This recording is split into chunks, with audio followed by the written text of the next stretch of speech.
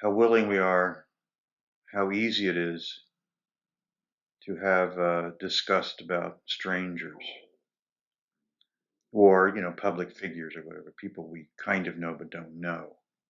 It's easy to find them disgusting. We do it kind of cavalierly. And yet we're awfully sensitive when we think about anybody anywhere finding us disgusting.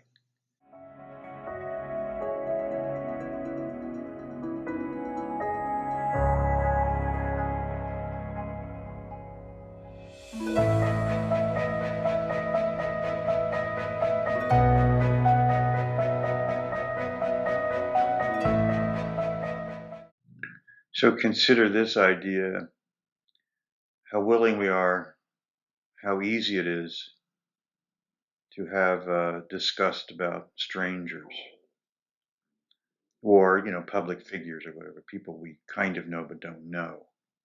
It's easy to find them disgusting. We do it kind of cavalierly.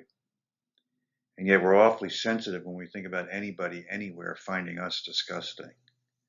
We think about somebody that disagrees with us on some issue, and that offers the threat of some conflict between us, but it's not disgust. In other words, I can kind of respect my intellectual opponent or my debate opponent, and do that disgust free. But I can easily make judgments about people and their way of living, or what they look like, or what they do, and judge them with both disgust and contempt. And that's a pretty toxic mix.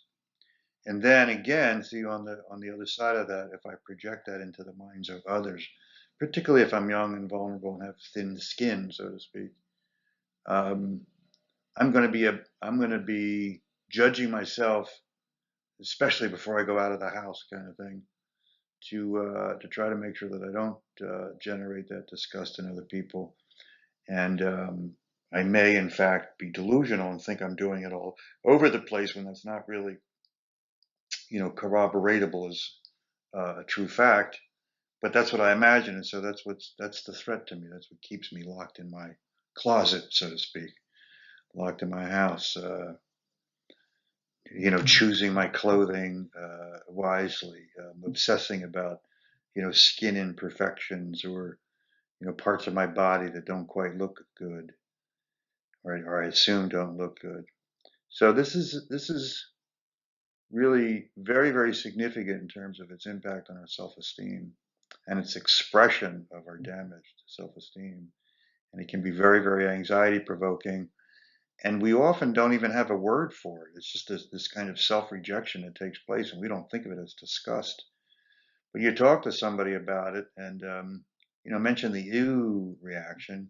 Yeah, that's how I feel about myself. Ew. Or that's what I'm afraid other people feel about me. Ew. I think if you're disfigured, or you have some sort of illness or something that leads to you being, compromised physically somehow, the handicap, feeling like they create this ooh in other people, like a burn victim that has, their skin, destroyed or ruined or disfigured. And it does a lot of damage to humans. Humans doing a lot of damage to humans with the damaging power of your disgust. It's important to point out the continuum of this response set for human beings.